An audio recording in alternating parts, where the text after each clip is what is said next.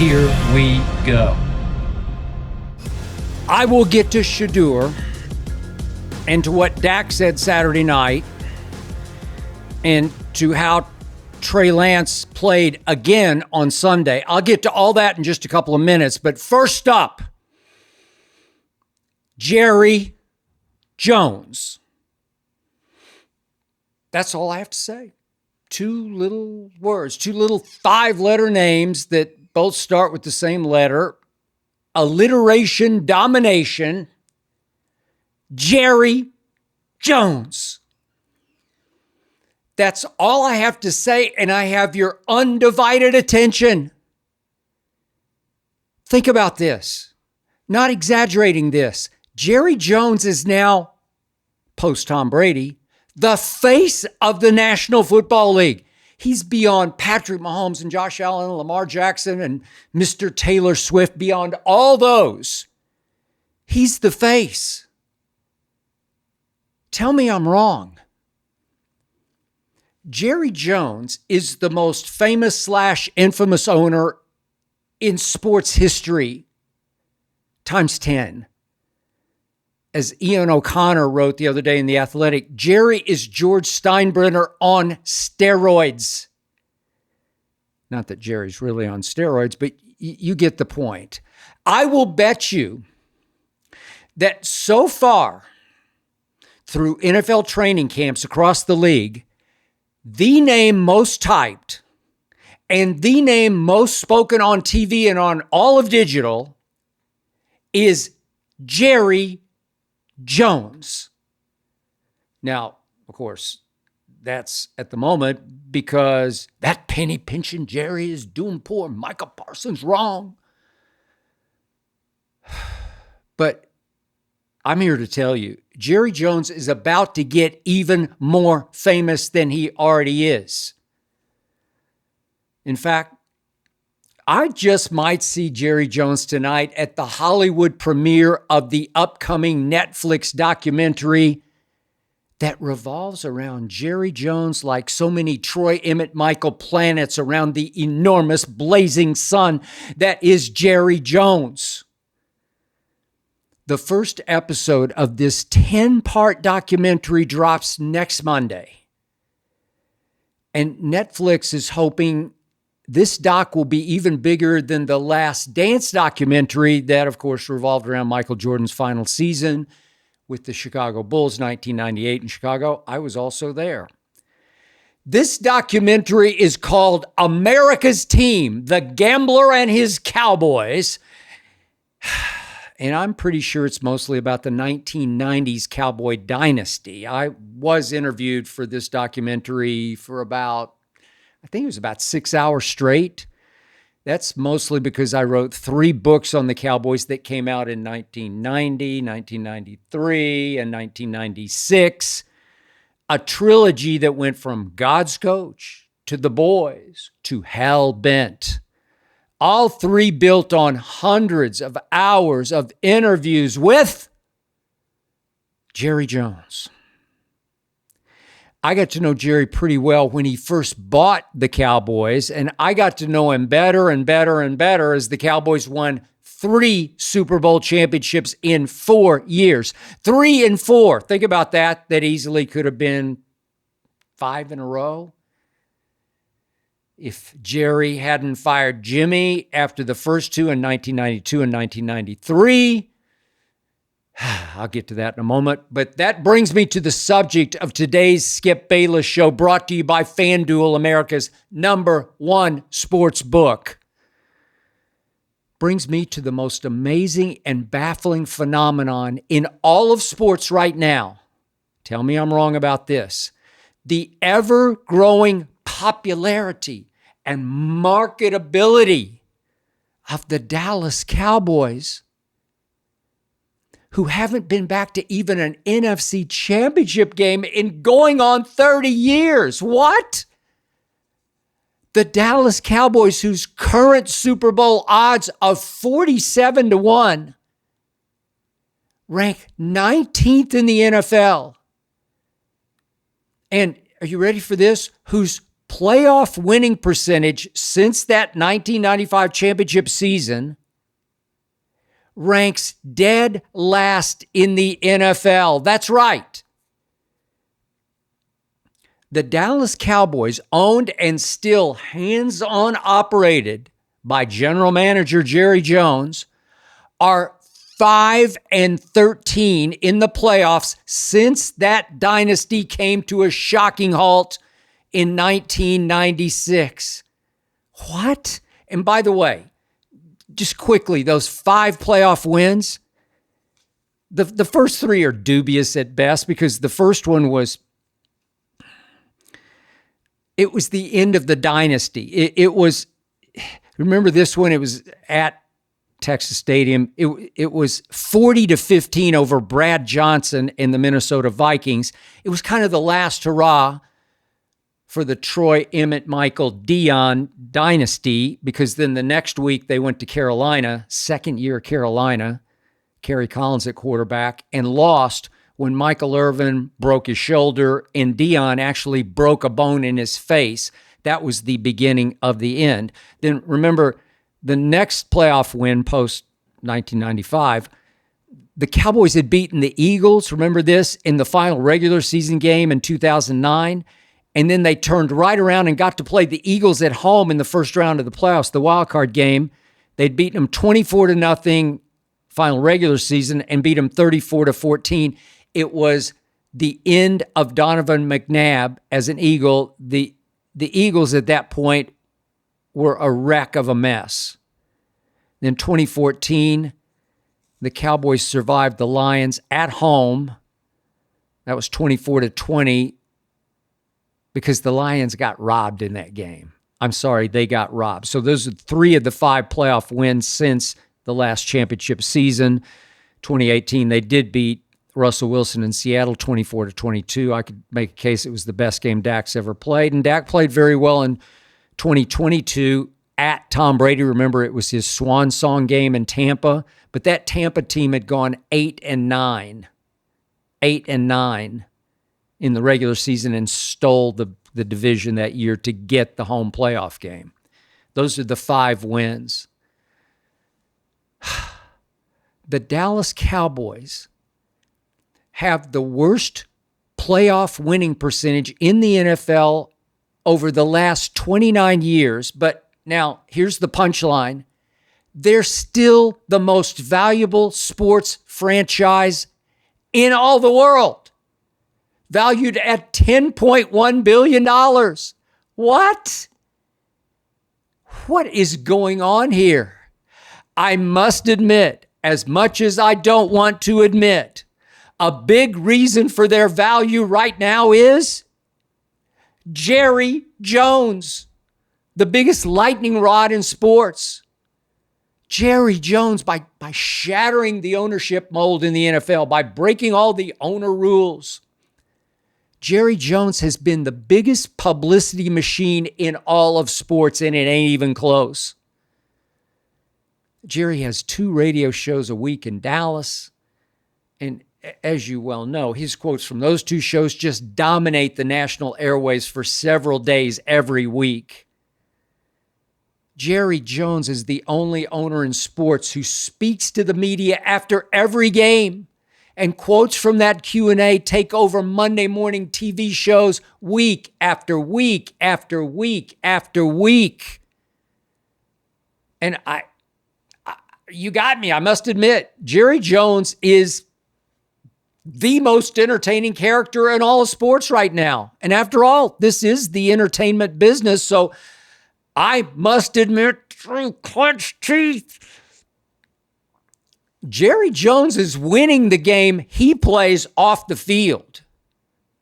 Just dominating that game. Whether you can't stand Jerry or you get a kick out of his kooky Southern fried quotes, you listen to Jerry Jones. One way or the other, he always gets a rise out of you. A shut up, Jerry, or an LOL. Jerry Jones is the ultimate pro wrestling heel who just happens to own the most valuable franchise in the world, and who is laughing all the way to the bank at your outrage over him. Laughing. At age 82, no exaggeration, Jerry Jones, more than ever, is one of the biggest movie stars in Hollywood. One of the biggest. Near the top. He's the driving force of the biggest soap opera in all of sports, the Dallas Wow Boys. It's always something with Jerry and them Wow Boys. Always some big controversy that ensnarls the airwaves. One thing about Jerry, has always welcomed and embraced controversy because he knows controversy sells. Box office. Especially when you're no longer winning Super Bowls, controversy sells. Now, I might change my tune on this depending on what I hear, what I see tonight at the premiere, but my understanding all along has been that while Jerry did have veto power, editorial power over this documentary, that he did not veto one single second of the controversy that did swirl through those Super Bowl seasons. The controversies that I detailed in my second and third Cowboy books. Now, as you probably know from a distance, Jerry Jones has never exactly been a model of behavior himself, never been the Boy Scout leader for the Dallas Cowboy Boy Scouts. Come on, stop it. And Jerry's had his share of bitter defeats and epic failures. Yet, I'm here to tell you, Jerry Jones is the most relentlessly positive human I have ever known. Ever known. Jerry Jones has been very lucky at key points in his life, yet you can also just make a very strong case that this man just willed his 10 billion to 1 luck.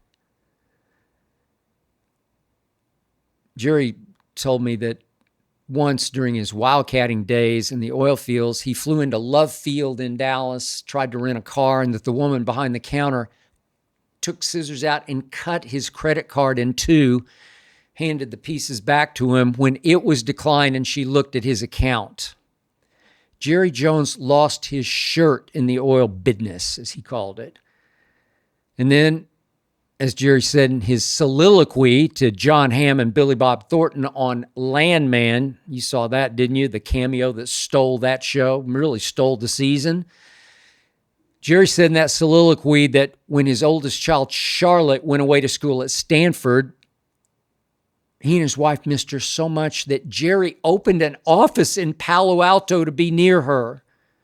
And from that office, with that commitment to family first, he made the Northern California gas investments that eventually made it possible for him to buy the Dallas Cowboys, family first, and he won.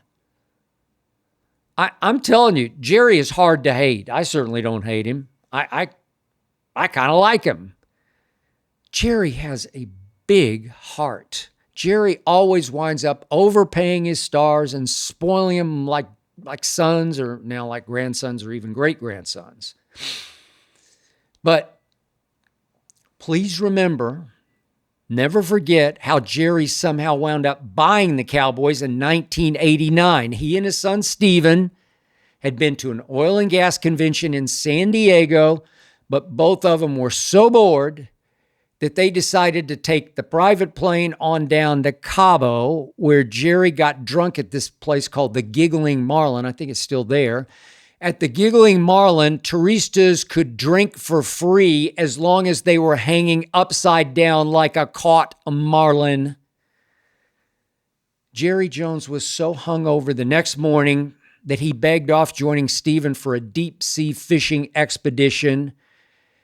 And while he was moaning and groaning on the hotel room bed, he glanced down at the day before sports section of the San Diego Union Tribune, and there, as he read through one eye with the other closed, he caught the little blurb that said the Dallas Cowboys were for sale, brokered by Salomon Brothers in New York City. And Jerry Jones pulled himself up out of bed and headed down to the lobby and asked for an overseas line to New York. Remember, this is way before cell phones. And Jerry Jones, standing in that lobby, got the Salomon Brothers operator on the phone and said, "You don't know me, but I'm going to buy the Dallas Cowboys." That's what Jerry told me he said that day from Cabo. Bum Bright, the quirky little former owner, gray crew cut, black glasses, told me in 1989 that Jerry's offer was by far the worst of any of the bidders. That included Lakers owner Jerry Buss, 20th Century Fox owner Marvin Davis, a Roger Staubach-led group, as well as a Japanese conglomerate. But Bum, you can see this. He got a kick out of old Jerry, the only bidder who said he wasn't going to keep Tom Landry as the head coach going forward. Bum despised the great and powerful Landry, God's coach, because Landry cold-shouldered Bum at Christmas parties, refused to even small talk with Bum Bright, the owner of the Cowboys. So here was this kind of crazy, kooky, funny Jerry saying that, "Nope, I'm going to bring my former Arkansas teammate Jimmy Johnson to coach the Cowboys."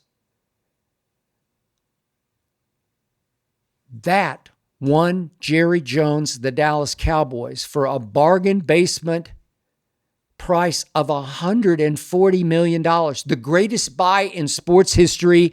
And hey, you can make a case in any kind of history. From $140 million to $10 billion? What?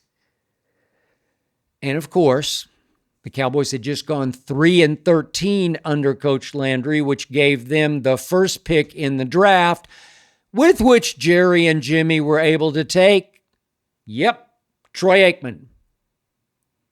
Talk about 10 billion to 1 lucky.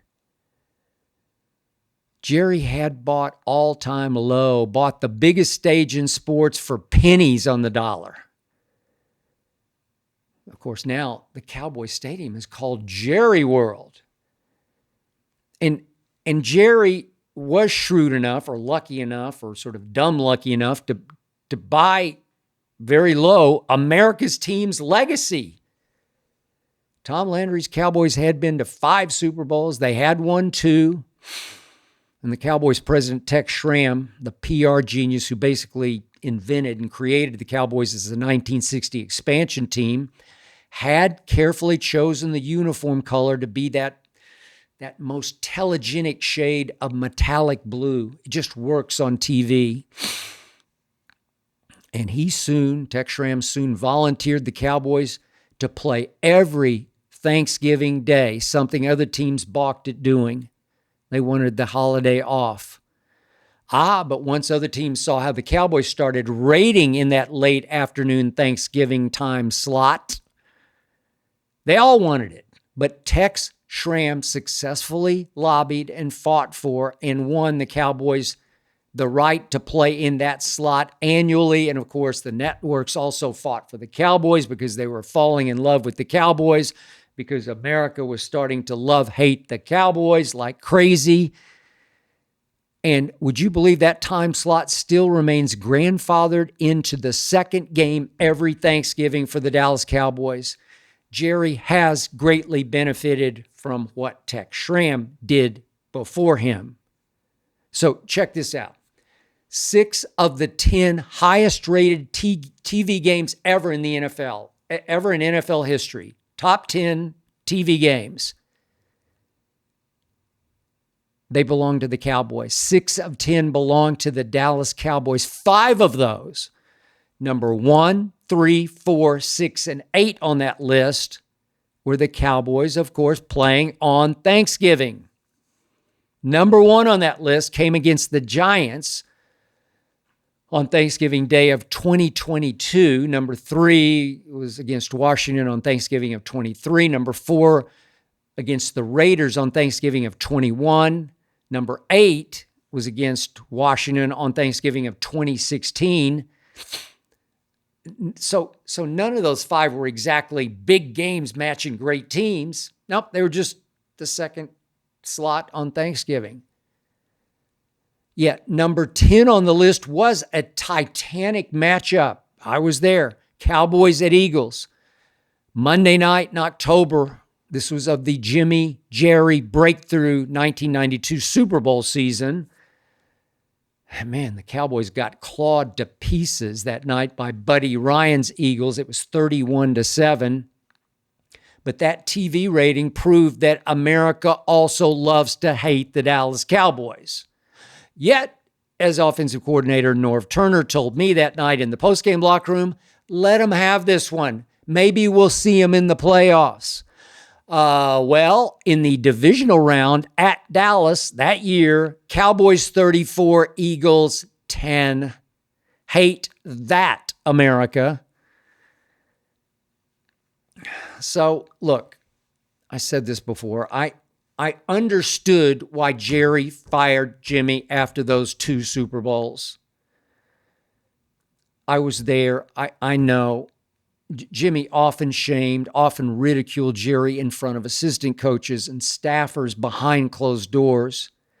And Jerry, whose temper matches the size of his enormous pride, if not ego, finally just said, enough is enough. Now, it's also possible that Jimmy was just trying to get fired, that he wanted to get fired, that his motor ran so hot that he had just burned himself out. But deep, deep down, for me, as a lifelong diehard Dallas Cowboy fan, to this moment, I still believe that Jerry should have figured a way to just grin and bear Jimmy for history's sake, just for history's sake. To this day, nobody has won 3 Super Bowls in a row, let alone 4 or 5 in a row. And then Jerry Jones did make an outrageous choice to replace Jimmy. A guy Jerry and Jimmy had idolized at Arkansas, a Barry Switzer who hadn't coached football in 3 years, never coached in the NFL, of course, but who did lead an obscenely talented Cowboy team featuring Dion on top of Troy Emmett, Michael, Charles Haley, and Darren Woodson, did lead that team to a pretty easy Super Bowl win over Neil O'Donnell's Pittsburgh Steelers. But that was that. Dynasty ended. Now, I was also there that night at the Cowboys Super Bowl party, that night in Scottsdale, in this giant tent that they put up in the parking lot of the team hotel. I got to tell you, I was struck by how blasé the players and their families were at that party. There wasn't any big celebrating. It was as if they all figured, ho-hum, they'd be celebrating again next year at this time and probably the next year at this same time in some tent somewhere in some Super Bowl city. If that night you told me that the Dallas Cowboys wouldn't even be back to an NFC championship game in 30 years, I'd have laughed in your face. Okay, so how else has Jerry Jones kept his Cowboys so preposterously relevant for going on 30 years? Well, I'll give Jerry this. Their regular season record over the last 29 years has been 251 in wins to 217 losses, 251 to 217, which has been pretty good enough for 11th in the NFL over the last 29-year span. And they have won the division 9 times in 29 seasons, have made the playoffs 13 times in the last 29 seasons? Wait, they've made the playoffs only 13 times in the last 29 years? That's obviously less than half the time. That is obviously pretty pathetic. 13 times in 29 years? And you're the most valuable team in all the world? It seemed to me like Tom Landry coached forever. I was there for almost all of it, but it was 29 years, just like this Jerry Jones drought. 29 years of Tom Landry. And Tom Landry's Cowboys made the playoffs 18 times in those 29 years, 18 to 13 for Jerry over these 29. 18 did Tom Landry's teams make the playoffs in a 20-year span, 18 out of 20. That's pretty great. Man, I miss those days. Now I feel stuck with Jerry Jones, who, of course, will not relinquish control until he dies. No way will Jerry Jones ever go out and hire the sharpest GM candidate available. No way. And no way will anyone except Jerry's kin ever own and operate the Dallas Cowboys. Now, I give you this. Jerry's Cowboys are as interesting as ever. Endlessly, debatably interesting. But too often for the wrong reasons. As I've often said, I wish that somehow we Cowboy fans, could vote Jerry out of office like he's the president. But no, he's the owner, and he can operate this team any way he so chooses. And of course, I am free to choose another team to root for if I so choose. Okay. Last year, I protested before the season picking the Eagles, then rooting for the Eagles. And I was right about the Eagles as they won it all, destroyed Kansas City in the Super Bowl. I was right. But the truth is, as much as I do love Jalen Hurts, I still deep down, I hate the Philadelphia Eagles. I hate them with all my heart and soul because that's the way I grew up, hating the Eagles as a Cowboy fan. Since I was 10 years old, I hated the Eagles. And you'll probably remember this, Cowboy Nation. After Jordan Love and the Packers had us down 27-0 before halftime of a home playoff game in Jerry World, 27-0 before halftime, that next year I tried rooting for the Packers. I tried, but compared to the Cowboys, the Packers just bore me. They bore the hell out of me. I'm sorry, Lil Wayne. They bore me.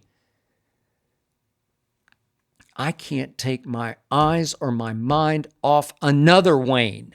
I'm talking about Gerald Wayne Jones Jr., who owns and operates my Cowboy soul. He is winning the Jerry Jones game. And here comes a 10-part documentary that will stand as a monument to a guy from Little Rock who decided to buy the Dallas Cowboys when he was hungover in Cabo, who lucked into buying the Cowboys because he wanted Jimmy Johnson to be his coach, the same Jimmy he fired after winning back-to-back Super Bowls. What? Look, this is way better than any Hollywood scriptwriter could ever conjure up or dream up. And now, tonight in Hollywood, at this Netflix premiere, I just might get to say hello to my worst nightmare.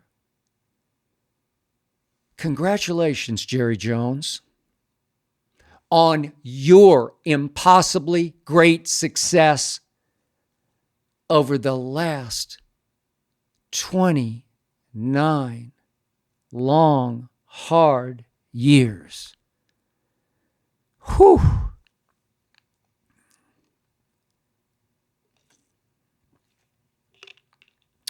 By the way, you can secure your privacy with Surfshark. Go to surfshark.com/ my last name Bayless. That's surfshark.com/Bayless for 4 extra months of Surfshark. 4 extra months if you just tack on my last name, Bayles. You'll find the URL and the code in the show notes. And don't forget, it's risk-free for 30-day money-back guarantee. Risk-free. And they'll throw in a 30-day money-back guarantee. You can browse with complete protection. Protect your data. Explore the web securely. Surfshark works.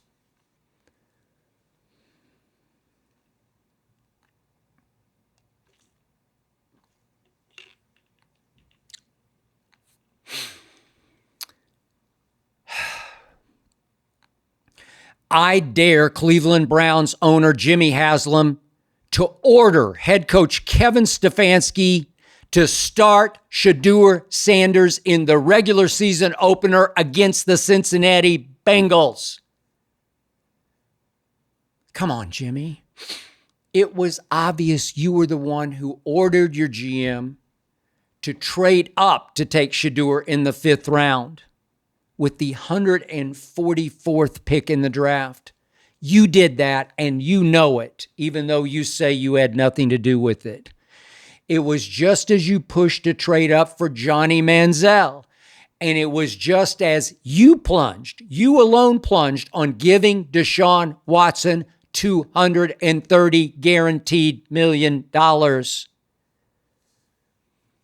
Well, Jimbo, you finally got lucky. SHEDEUR fell right out of heaven, or maybe right out of the NFL's hell, right into your lap in Cleveland, Ohio, of all places.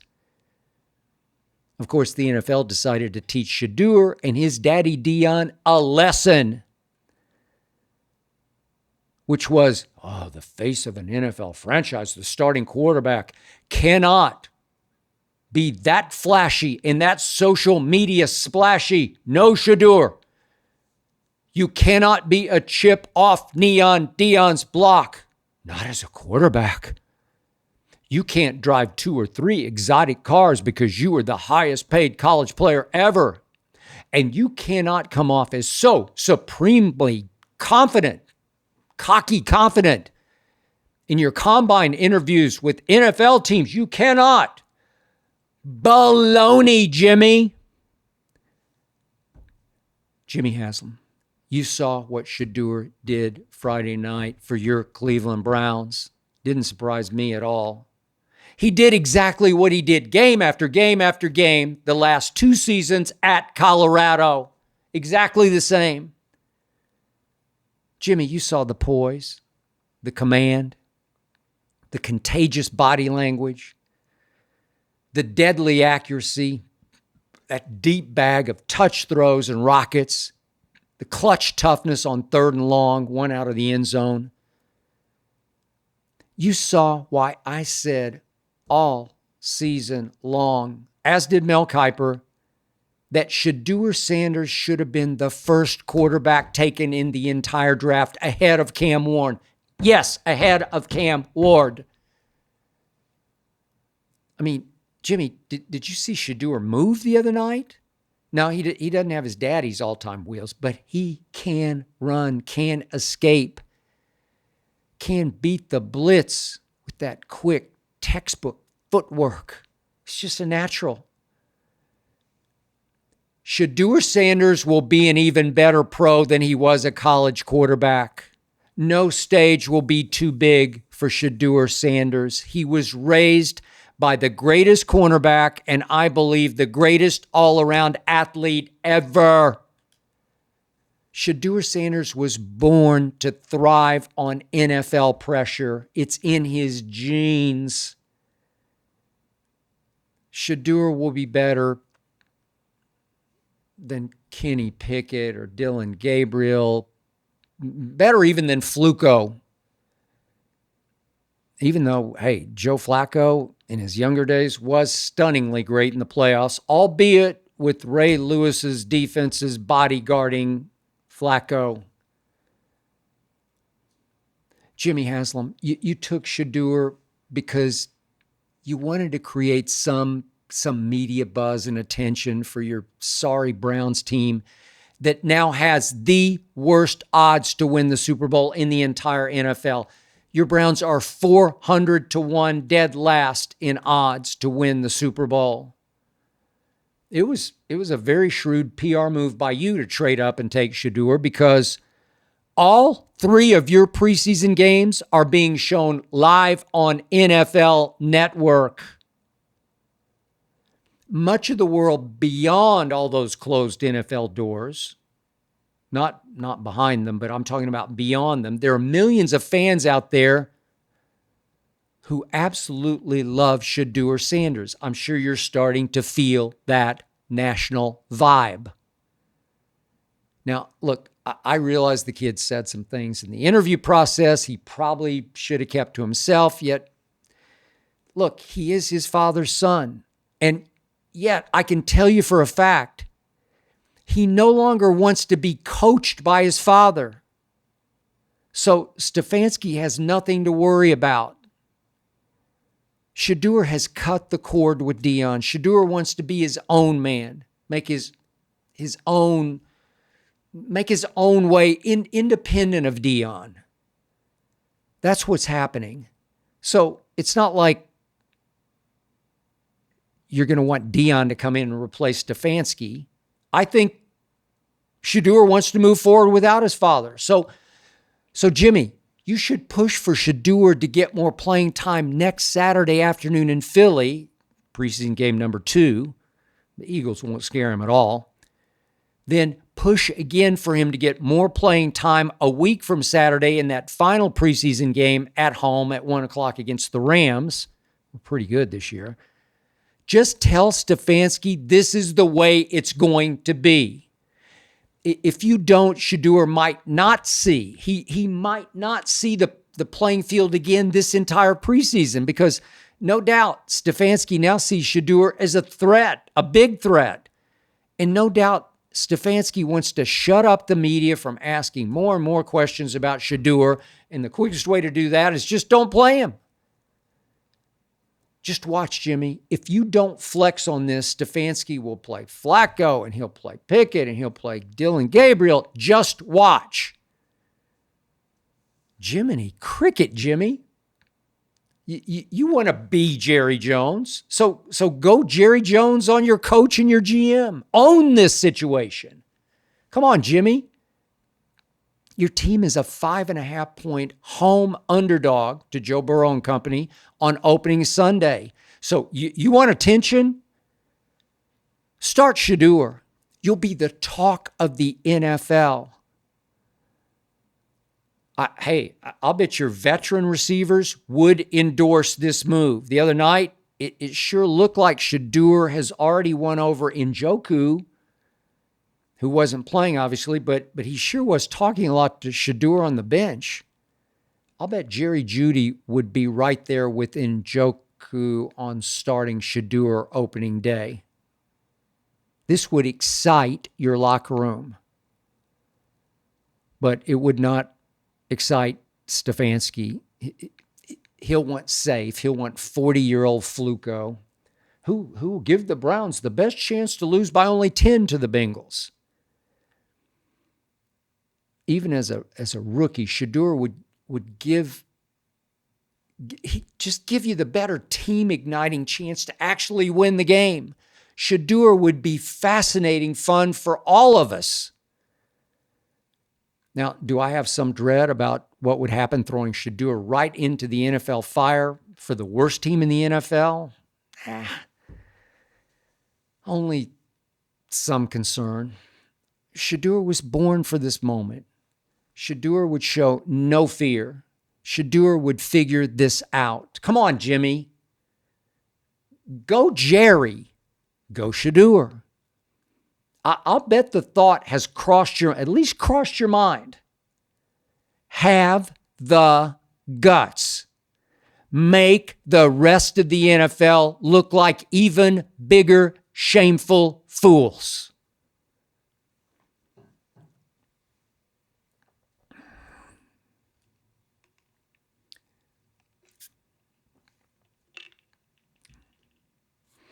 I just read this from Mike Sando in The Athletic, who did his annual quarterback tiers with quotes about each quarterback anonymous quotes, always riveting, provocative quotes. Dak did barely make it into tier 2 this year. I'm talking about Dak Prescott of my Dallas Cowboys. But barely he made it. Not tier 1, but tier 2. Here's a quote that I read from an offensive coach about Dak. Dak has been fantastic for what he is. He plays past his draft status all the time. Remember, he was a 4th-round pick. Quote continues. He plays past his physical abilities most of the time. And then it catches up to him when it really matters the most. Exactly what I've been saying for what? 4 or 5 years now? Then another quote in Mike Sando's piece from a defensive coach who said, Dak has proven when it comes to the big games, he can't win. I've had him as a 2 before, second tier, but over the years, it is the same thing over and over again. Period, close quotes, said the defensive coach. What have I been saying for, I don't know, it seems like 5 years? Dak can be pretty good, sometimes pretty great in the regular season, but he's 2-5 in the playoffs. Always seems to sort of disappear, come up small in the biggest regular season games and almost all the playoff games. Yet Jerry Jones has twice made Dak Prescott the highest paid player in the NFL. He currently, as Dak Prescott, still is the highest paid player in the NFL with a 2-5 playoff record. What? Help me out here. Stuck with Jerry, stuck with Dak. And yet, I saw what Dak said Saturday evening out here in Los Angeles at SoFi Stadium just before the Cowboys played the Rams. Around midfield, Dak was standing with his owner, Jerry, and with his sort of junior owner, Stephen Jones. And they were all saying hello to Stan Kroenke, who owns the Rams, who did win a Super Bowl in recent memory. And Dak said, after shaking hands and they were about to part, we'll see y'all in the NFC Championship game. Okay, was that just more Dak false bravado? Or does he really believe that about this team, this time, this year? I hope he truly believes that, but I doubt it. Deep down, I think Dak Prescott sees himself as a former 4th-round draft pick who overachieves for most of the year until it's really time to shine. I hope you believe it, Dak. I still think you guys could be pretty to very good through this regular season. But then the clock will start to tick on you again, Dak. And I'm hoping against hope that once again you don't turn back into a playoff pumpkin.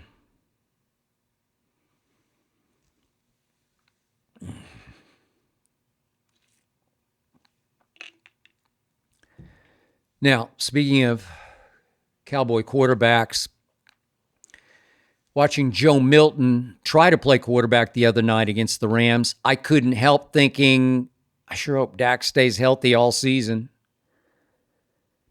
Joe Milton is the flip side of SHEDEUR. Joe Milton is a huge young man with a huge arm, but a young man who just struggles to play the hardest position in all of sports. He just doesn't have SHEDEUR's feel for playing quarterback, SHEDEUR's command, SHEDEUR's poise, SHEDEUR's consistent, deadly accuracy. I mean, watching SHEDEUR play quarterback just makes me comfortable. Watching Joe Milton makes me nervous. But I guess Joe Milton III is going to be the Cowboys' backup quarterback. Of course, we got spoiled by having the NFL's best backup quarterback in Cooper Rush for those many years. The Ravens made a shrewd move, giving Cooper Rush $12.2 million. That's a bargain. That's a steal for 2 years, about $6 million a year. That, once again, is why the Ravens have the NFL's best roster and why they're co-favorites with the Bills and the Eagles to win it all. The Cowboys should have at least given Cooper Rush, $14 million for 2 years. But that's right. They couldn't do that because Jerry made Dak the highest paid player in the NFL, and he'll probably make Micah the highest paid defensive player ever. And by the way, the Cowboys last year had a quarterback I have always loved in Trey Lance. Now Jim Harbaugh has him. I've watched him twice. He's played very well twice. First with his arm, then Sunday with his legs. He was pretty spectacular. He carried it 7 times for 48 yards and a touchdown in Sunday's preseason outing. Watch Jim Harbaugh turn Trey Lance into his next Colin Kaepernick. Just watch. Cowboys had him for only a 4th-round pick. Cowboys dumped him. Jim Harbaugh stole him. So the Cowboys gave a 5th-rounder for Joe Milton. And by the way, the Patriots also gave the Cowboys a 7th-rounder in that deal.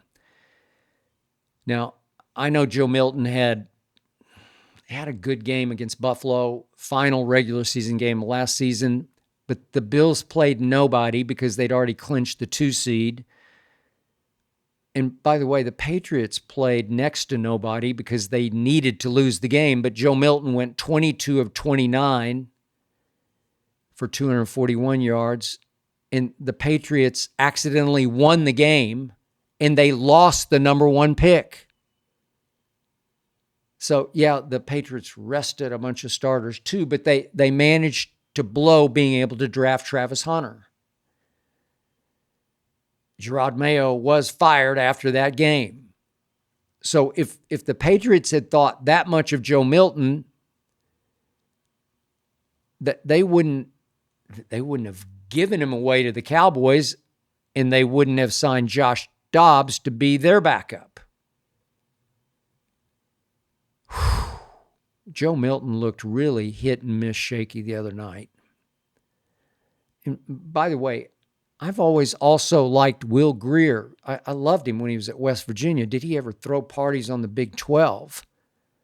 He looked pretty good late in the game on Saturday night at Rams. But the Cowboys have never seen him as any more than a number 3. So, again, you're right. He was playing with 3rd stringers against 3rd stringers, and he looked pretty good. Late in Saturday night's game, looked way better than Joe Milton for what that's worth. Maybe the Cowboys will keep all 3. But Joe Milton's scary debut for the Cowboys sent my mind careening back to the most shocking draft development ever. Not even close, ever. SHEDEUR Sanders falling all the way to the 5th round. Jerry Jones once had a picture in his office up on the wall of 2 buzzards sitting on a limb. One buzzard says to the other, "To hell with patience, let's kill something." Buzzards obviously usually wait for the scraps. So what if let's say in the 4th round of this last draft, what if Jerry had finally said to hell with it, forget all the knocks on SHEDEUR. He was going to take this young man who grew up in the Dallas area playing for a father in Dion Jerry loves. What if Jerry had done that in the 4th round? Can you imagine SHEDEUR Sanders backing up and learning from Dak this season and replacing him next year, or at least the following year, 2 years from now? Whew, happy days would be here again. But then I remembered that the Cowboys had traded their 4th round pick in last year's draft for a former 2nd round pick in Jonathan Mingo, who, by the way, in his final season at Ole Miss, set the school record for receiving yards in a game with 247 against my alma mater, Vanderbilt, the perennial SEC doormat. So I wonder why Carolina was so anxious to get rid of Mingo. 8 games last year. Played 8 games for the Dallas Cowboys. In those 8, Mingo caught 5 of 16 targets for a grand total of 46 yards and 0 touchdowns. That 4th round pick could have been SHEDEUR. That's my Jerry. That's it for this episode. Thanks to Tyler Korn for producing, to Ernestine for overseeing, and to Hazel for approving.